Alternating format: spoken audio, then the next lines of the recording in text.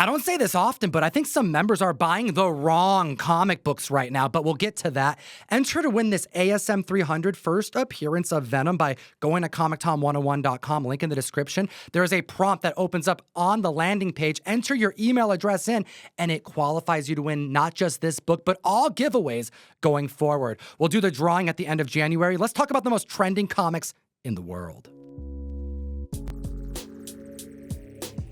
We're here. We're doing this again. It's almost the end of the year, but we're still working. You should hit the subscribe button because we'll be back again next week and the week after that and so on until the end of time. But right here at number 10 on this week's list is a brand new book this week. This is the 1:25 ratio variant for Superman number 9. This is an absolutely gorgeous cover by Nathan Zerdy featuring the supremely underutilized Silver Banshee, who we currently have dating Jimmy Olsen in Joshua Williamson's latest run. Now, this book is selling for $25 on average and a high raw sale of $40. But when these books were first listed on eBay as pre-sales, we had a super high pre-sale of $75 in September, and someone even paid $62 as recently as last month in November. So this is a high demand book. Take a look at this X-23 cover, this Rogue cover, this Storm cover. Nathan Zerdy is prolific, and it's no surprise that his variants are commanding a value because they have routinely hit very impressive numbers all year long. Make sure to follow Zerdy1 over on Instagram to keep up on this artist. I can't wait to see what else he's got in the chamber for next year. He's a cool artist, and I can't wait to see what Joshua Williamson does with Silver Banshee moving forward in this run, too, because I think she's here to stick around for at least a little while. Joshua Williamson is just writing everything right now in comics. He's over at Skybound. He's over at DC. What can't this guy do? Number 9 in the list, we have a recent repeat offender, Gotham City Sirens. Number 1, we are seeing $30 average sales and a high CGC 9.8 for $125 just less than a week ago. This is the first appearance of the Gotham City Sirens, Catwoman, Harley Quinn, and Poison Ivy. Is there an exact reason we're talking about this? Not really, but an increase of copies sold of 240% tells me that members are speculating on what James Gunn is going to be doing with these characters, and it makes sense to me. Yeah, he's got a whole new DCU to populate with characters moving forward, and now that Aquaman and the Lost Kingdom is out in theaters, we can officially look forward right to whatever he's building over there. So I think we are going to see a lot more of these DC potential key books start to rise as people look forward to what's coming next and get excited.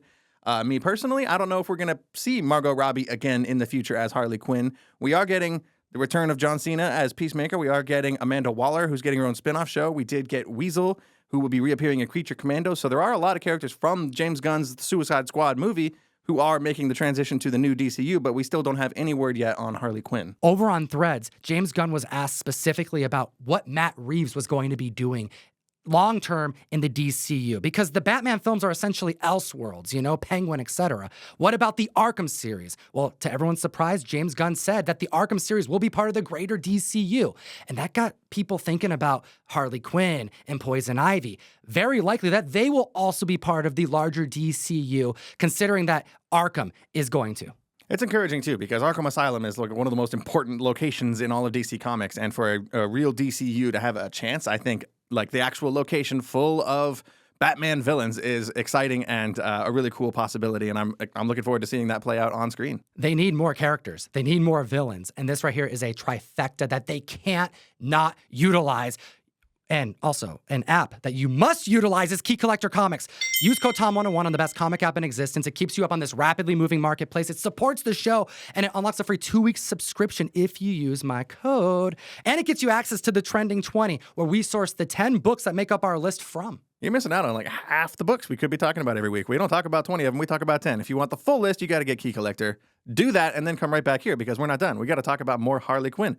Batman, Harley Quinn number 1, to be more specific. This is the one-shot from 1999, the first time Harley Quinn appeared in DC Comics continuity and not just in the Batman Adventures offshoot stuff. We're seeing $75 average sales this week, and a CGC 9.8 went for $600. This is a 220% increase in copies sold, and I think it's partially because if you went to your local comic shop this week, they had a brand new reprint of the regular cover and a foil version of this cover. Looks absolutely stunning, and I think some people are just trying to spend a little bit more money, especially at Christmas time, for maybe the more collectible ones. There were originally 3 prints of this first Batman Harley Quinn, but right now the newest one should be available at your LCS. This has to be one of the most reprinted keys that I've ever seen. I mean, we're seeing a lot of reprints right now, and I love it.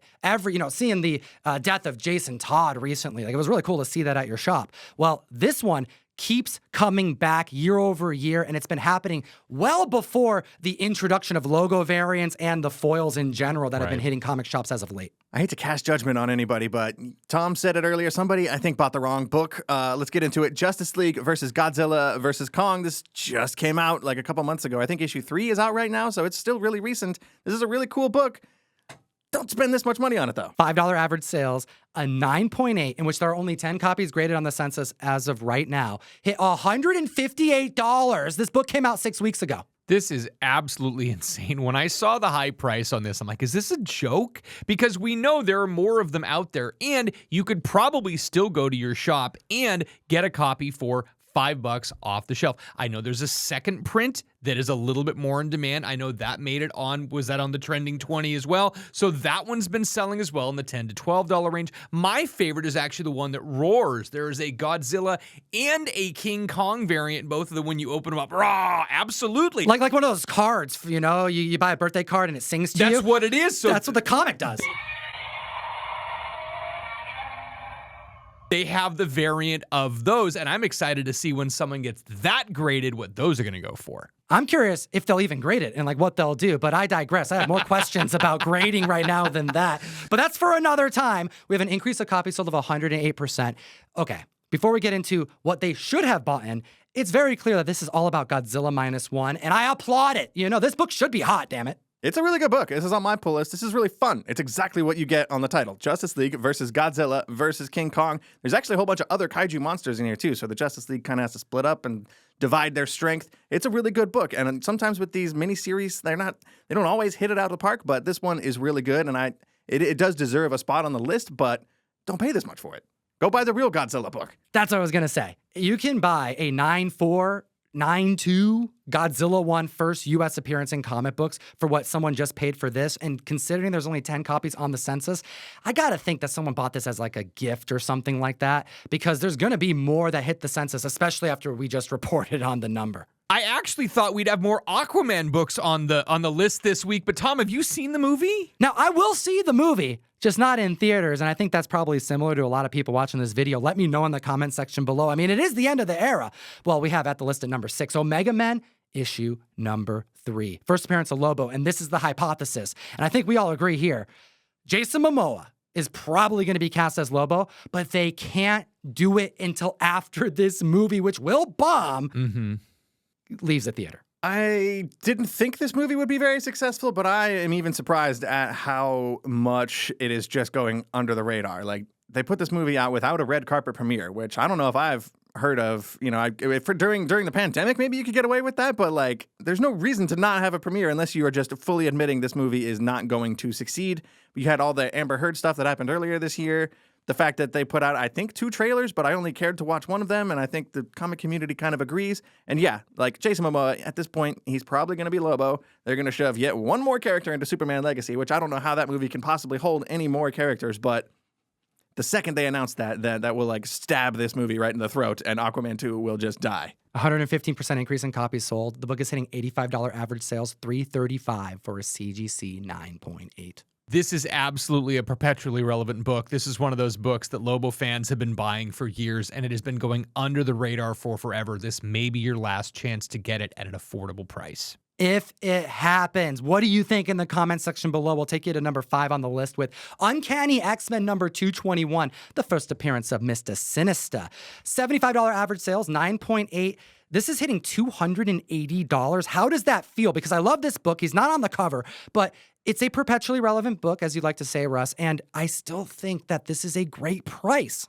$929 for a high Tom. That's all I have to say. Like, seriously, a sub $300 9.8 for this book just blows my mind. Right. This is one of those books and one of those characters that, again, if you're an animated X-Men kid, you're a massive fan of this character, and I just think bringing him into live action is going to make all the difference, and this book's going to go right back up. And we do know that he will be the villain in X-Men 97, like the continuation of the old animated series, but there was a rumor this week that came out that he will be the villain in the X-Men movie, which will also be focused mostly on the female mutants on the X-Men team. I don't believe it. What do you think about this? Because, like, is this like Silver Surfer hype type of thing? They're just trying to rile the community up? Because last I heard, they were just in like the scripting phase.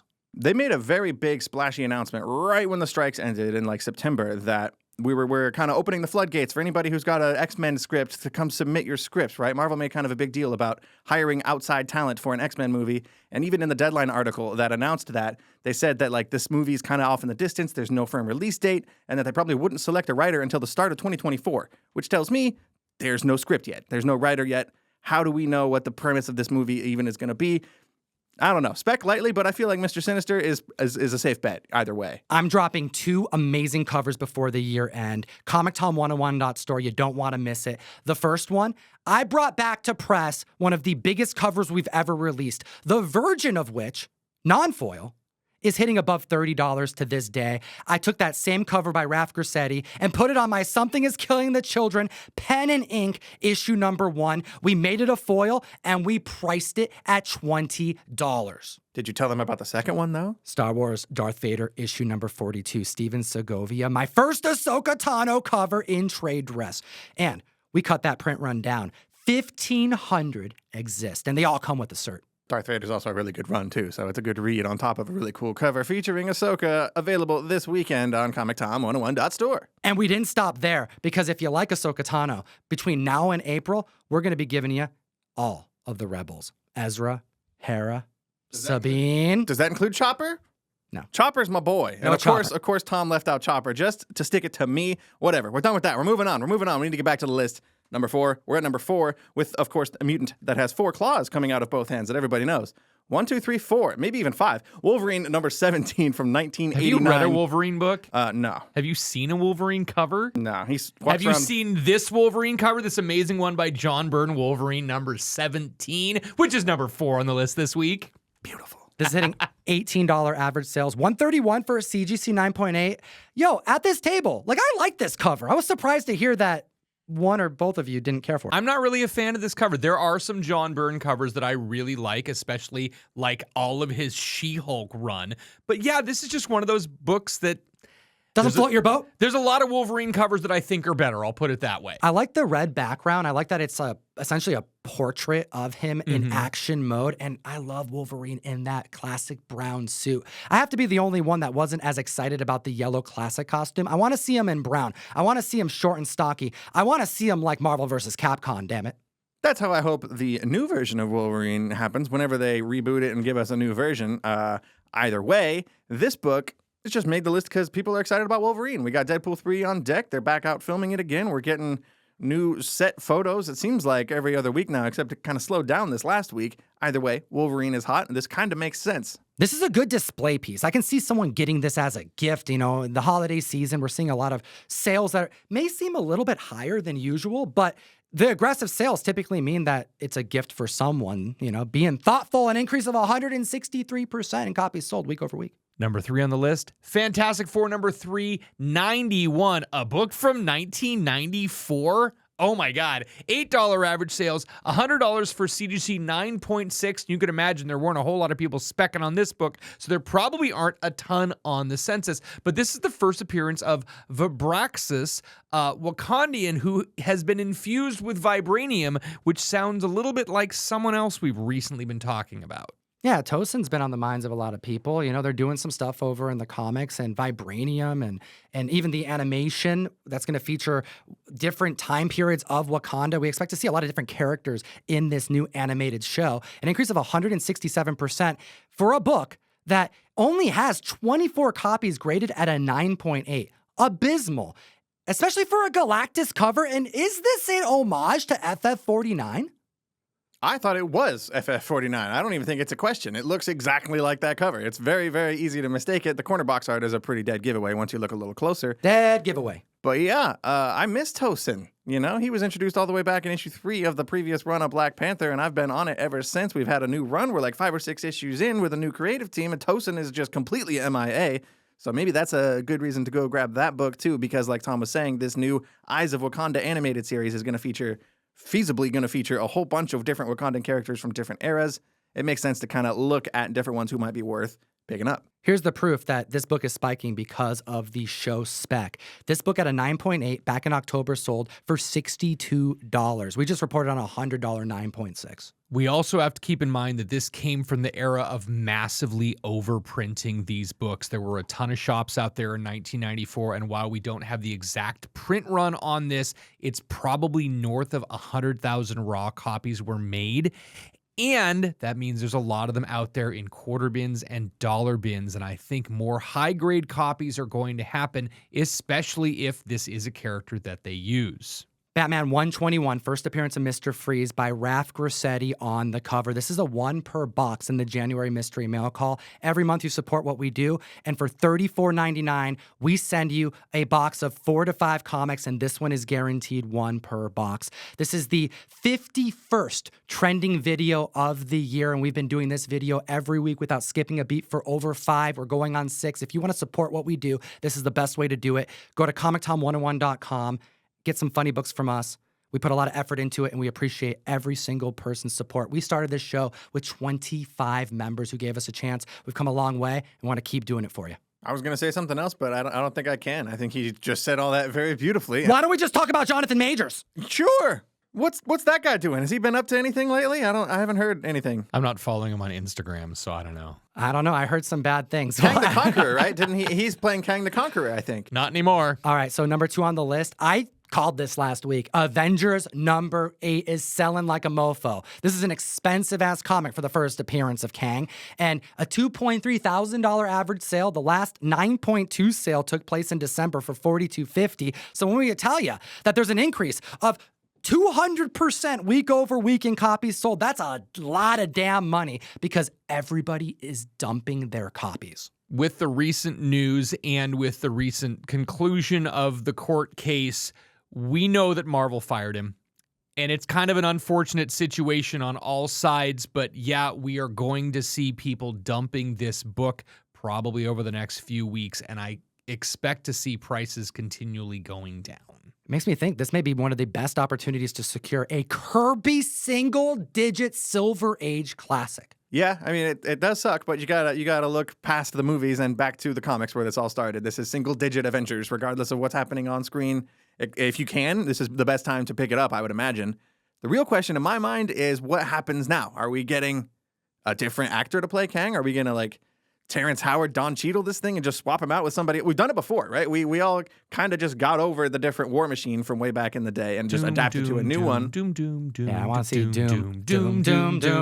Okay, but here's the Really? thing. You guys want Dr. Doom to just come out of nowhere after all this Quantumania Loki buildup, and then they're just going to be like, oh, nope, Kang, Doom. Have you ever read a Marvel comic book? Yeah, and that's then the read worst another part. Marvel comic That's book the that has worst part. nothing to do with the other one? That's what Marvel comics are like, Ryan. Let us know what you think in the comment section below, because I, for one, am all for changing course. But you know what? Kang's introduction opened up the multiverse so that we can have different people play different characters. I mean, this is kind of what he set us up for. Just give us a different Kang and keep going. Like, that's the easiest. That's the easiest answer. Let's move on. I'm getting heated. Like and subscribe. We need the comic fam support. We need to serve Thor? The algorithm gods? I don't know, but we have the #1 most trending book in the world 1 week until the end of the year, and it's an independent, low-print comic book. Hot damn. I feel like we got to give special props to this one right here. Beneath the Trees, Where Nobody Sees, #1. This just came out last month.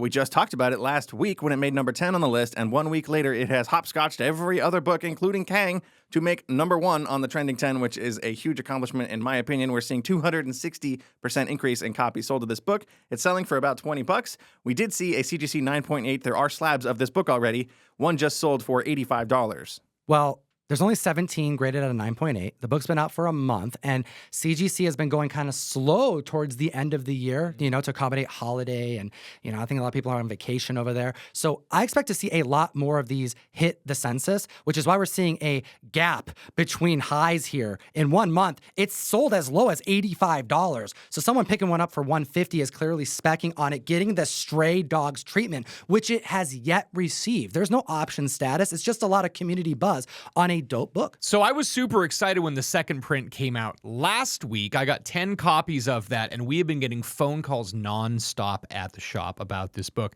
We actually had a bunch of guys come in on Wednesday. All 3 of them bought the second print and issue number 2. But the crazy thing is FOC, the final order cutoff this last week, had Beneath the Trees Where Nobody Sees number 3 on it. Nobody had added it to their pull list. Nobody had subscribed to it. No one was even talking about it. So while the internet community knows about it, while people are actively seeking for this book, the people who are subscribing are dropping the ball. Milgeek Comics, you know who you are. Add this to your pull, guys. I was in your shop yesterday, and there was 1 copy left of the second print on the wall, and I grabbed it, I looked at it, I put it back. I didn't want to be the guy to, steal it from, an actual customer. So you're welcome, whoever gets that last copy. In the last month, we got updates on Stray Dogs. And I mentioned Stray Dogs because it's a very similar situation here in that we have a kind of cutely drawn book that's actually more close to the horror genre than it is anything else. And I think that the community who has experienced the Stray Dogs hype is looking at this as great prime opportunity. Just don't get too crazy just yet, because Stray Dogs had a mighty fall. But in the last month, we got updates on Stray Dogs, which pushed it right back up. We also got updates because there is a new title called Ferals by Tony and Trish, and it is going to be based on some cats and kind of a zombie apocalypse feel. I am very excited for that to be coming out. Add all those books that we just hit you with onto your pull list. Have a happy holiday. We'll see you before the year end. And of course, as always, Geek responsibly. Enough said. what the hell's going on with CGC? Peace.